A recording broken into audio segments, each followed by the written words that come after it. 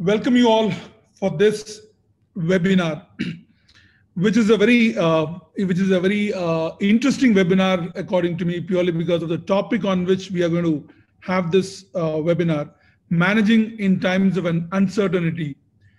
Good afternoon and welcome, Dr. LEILA AFSHARI from Melbourne. For the introduction. It's a great pleasure to be here. Thank you also, Dr. Ram, for organizing this session. So if I may share my screen with you. Okay, as indicated in the topic of session, today we're going to talk about managing in times of uncertainty and crisis. In a more granular approach, our discussion today is going to be about how we can be more adaptive in the face of situations similar to the COVID-19. For this matter, I'm actually going to borrow the term anti-fragile used by Nassim Taleb, but don't worry about the term because I'm actually going to explain what I mean by anti-fragile when I get to the discussion. To talk about management, we obviously need to start with the organization, which is the context of managing. We need to understand the organization first. So let's look at the organization as an entity. So we can either take macro perspective, where we consider individuals and organization citizens, or we can take meso perspective, in that we look at the internal complexity, culture, structure, politics, and power. Both these families of perspectives are relatively easy for us to adopt. We all have internal experiences of organizations as students, as employees, and managers. When we think about our organization, the internal aspects of organizations are the one which come to mind first because we are so immersed in internal aspect of the organization. But that's maybe why some managers they get easily stuck in their internal view of the organization that sometimes they even forget about the external environment. Sometimes as managers, we are so busy in the internal view of the organization. We are so busy maintaining, or even if we are lucky enough, maybe improving the internal stability of the organization, that sometimes we forget about the changes happening in the environment.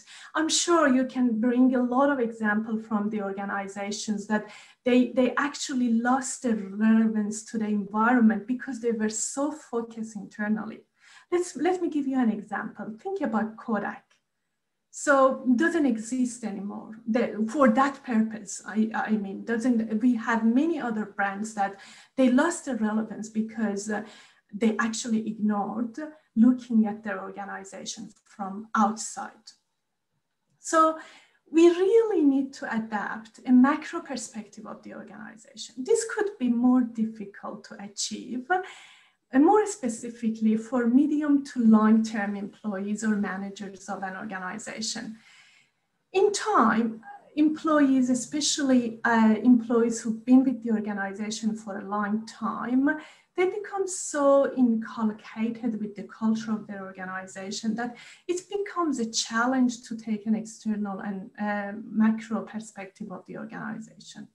But nonetheless, organizations are corporate citizens of the societies in which they operate, and ignoring how our organization is viewed externally can be very consequential.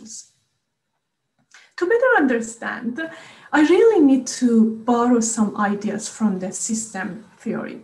Most of you, I'm sure you're already familiar with the system theory, but let me have a quick recap of the system theory.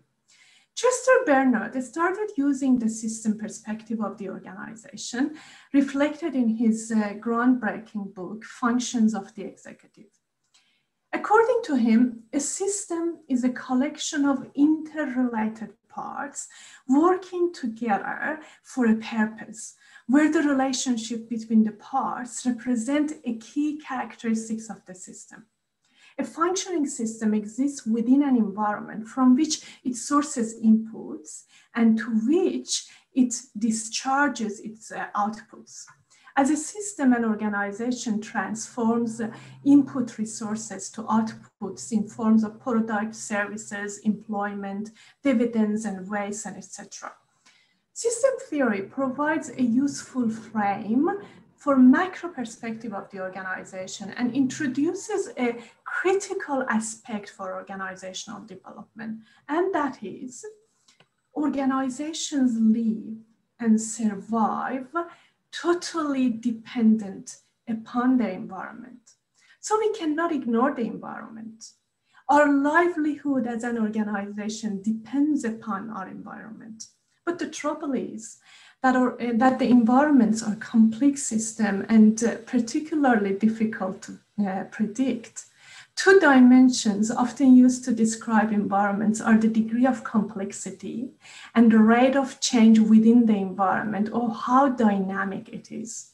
Today's environment, actually, they exhibit accelerating complexity and dynamics. Organizations must continually adapt to their environment to survive. One scholar who I believe has made important contribution to our conceptualization in this field is Nassim Taleb. In his book, The Black Swan, Taleb pointed out the high risk of failing to identify black swan events. But what black swan events are? By definition, a black swan event is one that we can't readily predict based on past experience or current knowledge. In other words, they are the events with low probability but very high impact. Japanese tsunami that initiated the Fukushima nuclear disaster is an example of black swan events.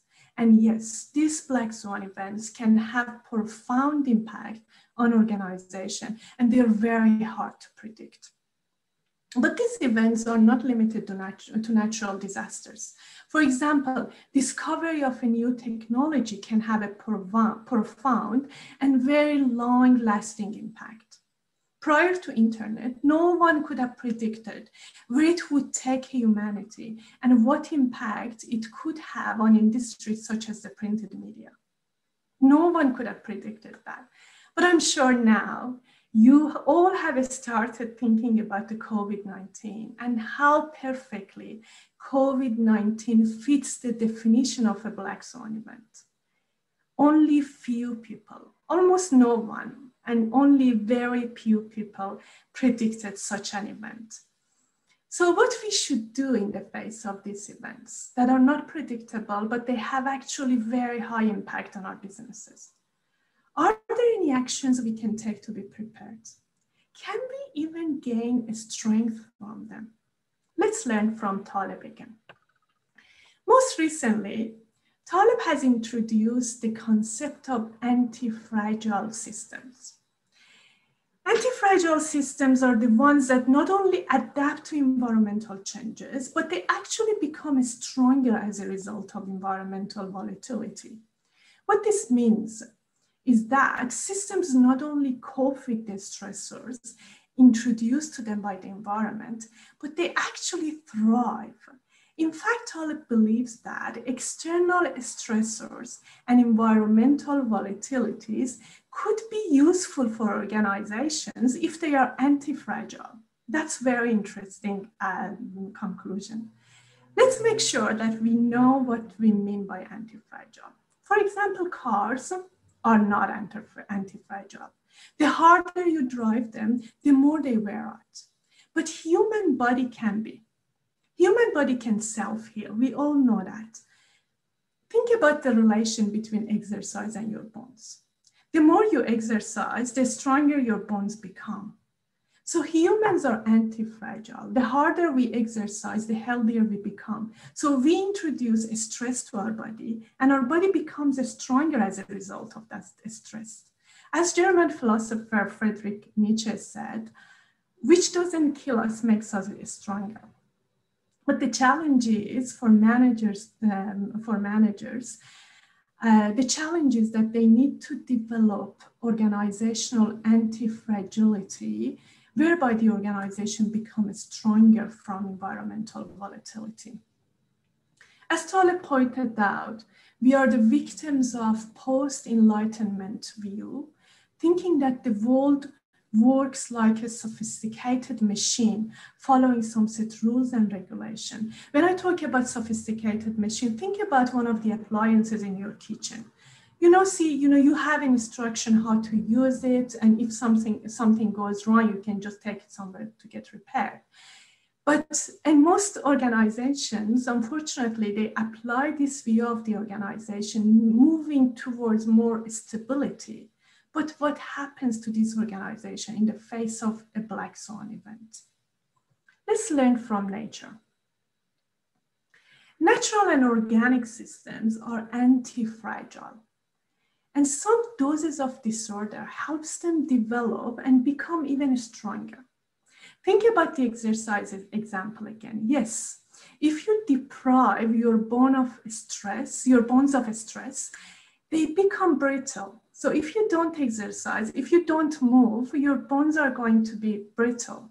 But if you're the one who never exercises and just decides to start exercising today, you'll break your bones if you start using 50 kilo weights. You need to start with manageable weights before putting your body through such a heavy stress. So in the case of organization, if you avoid any instability and stressors in your organization, you cannot be prepared for such an event. You cannot be prepared for another COVID-19 pandemic. You need to allow for some instability in your organization. Now let's try to apply this lesson to the context of managing people. Imagine you are managing a group of people in your organization and you have a robust system in place. You have instructions for every possible action in the organization. People, they're well aware of where to go if they need a decision to be made. You actually have a really good risk management system in place. So if something goes wrong, you have a book to go and decide what to do. But remember, a black swan event is a low probability. And you all know in business, the events with very low probability, they are not in our risk management system because low probability doesn't exist. It is hard to predict. You have no prediction of such an event. So there is nothing about such an event in your risk management.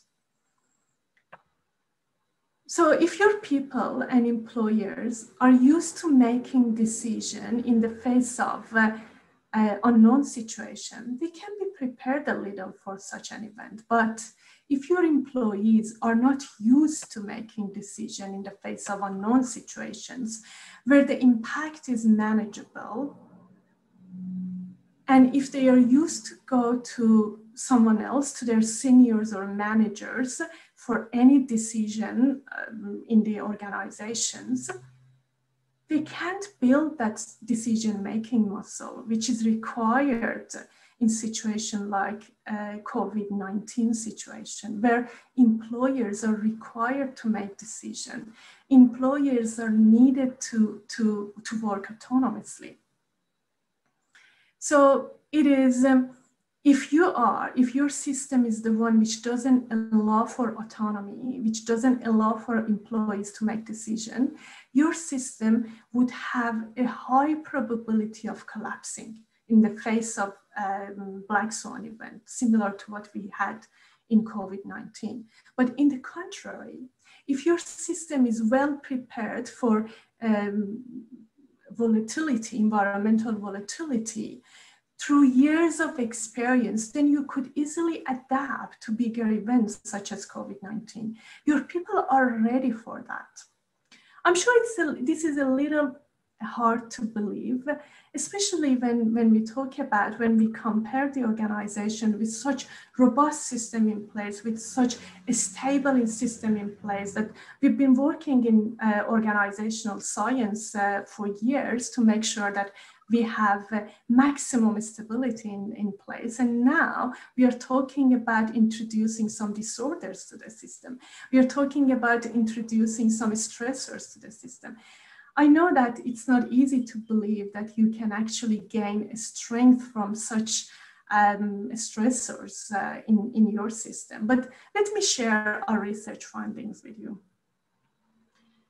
We all know that the COVID-19 pandemic has provided a significant shock to the workplaces during this pandemic. As a result, job demands have increased in many workplaces. So to investigate the effect of elevated job demands on employee outcomes, we developed this integrated model where we were going to explore the relationships between different types of job demands and employee turnover, intention, and burnout.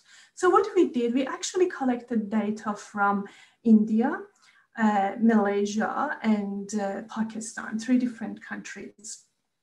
So we were interested to see how different forms of job demands influence employees' intention to leave the organization and how it actually impacts their burnout.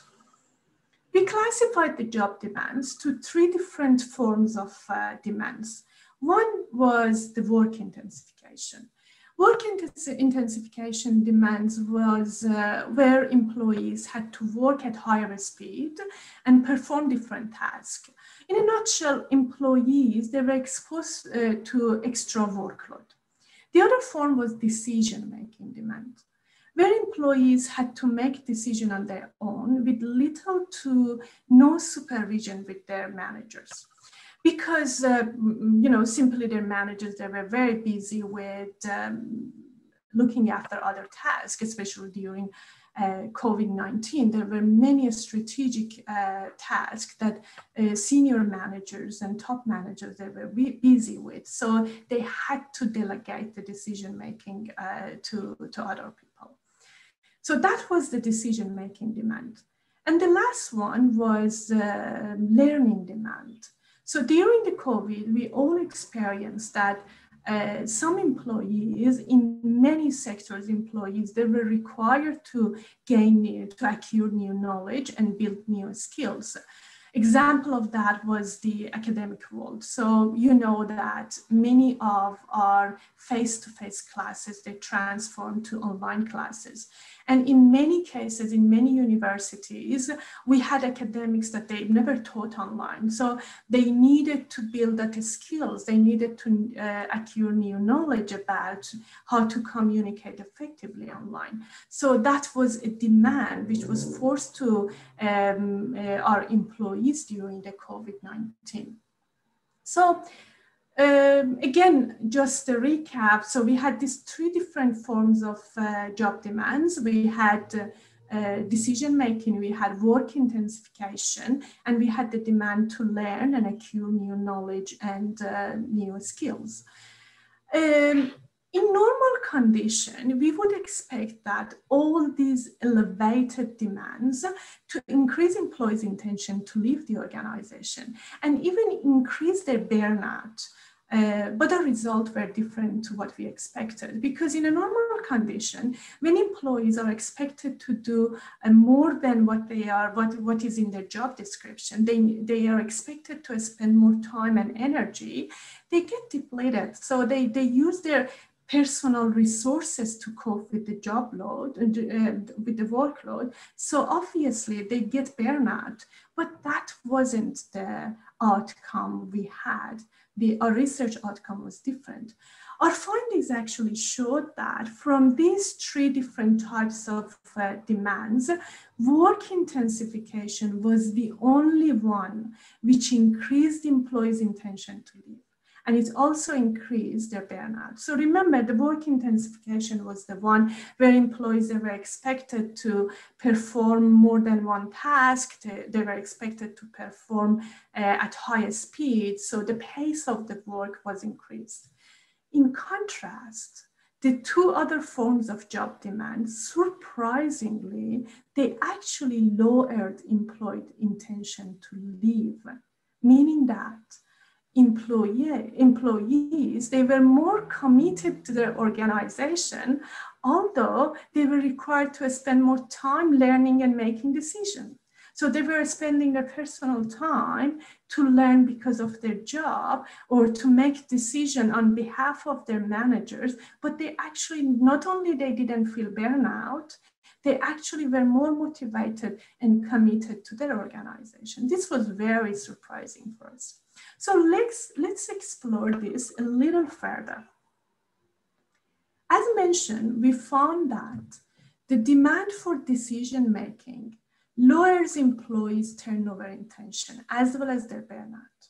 These findings suggest that when employees are given extra decision authority as a result of elevated work demands, they may perceive this as a source of autonomy and self-independence.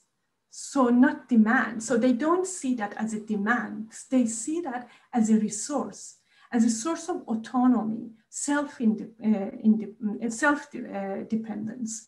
And consequently, this external resource helps them cope with emotional exhaustion and burnout. Despite the extra effort employees were required to make to fulfill an additional job demand, this didn't lead to depleting their physiological and mental resources, as they perceived the job demand as a resource such as autonomy. That was very interesting observation. It was similar to the job demand learning. So employees who were required to learn new skills and knowledge, they actually saw that as an employment opportunity, as a personal growth opportunity. And because of that, they didn't become burnout because of that. They actually developed more commitment towards their organization. So if we introduce this sort of stressors, let's say, or demands, if we expect our organizational members to make decisions on their own, we can prepare them for events like COVID-19 event. So what we learned here, we actually learned and provided evidence as well. So this research is actually very recent, and we are actually in the stage of publishing the result now. So we provided evidence that some stressors are actually good for our organization, but we really need to prepare our people for that, and also our organization for this sort of events. So how we can prepare them? Let our employees make some little mistakes. So if you give them some autonomy before facing this sort of situation, employees, they have the opportunity to build that decision-making muscle.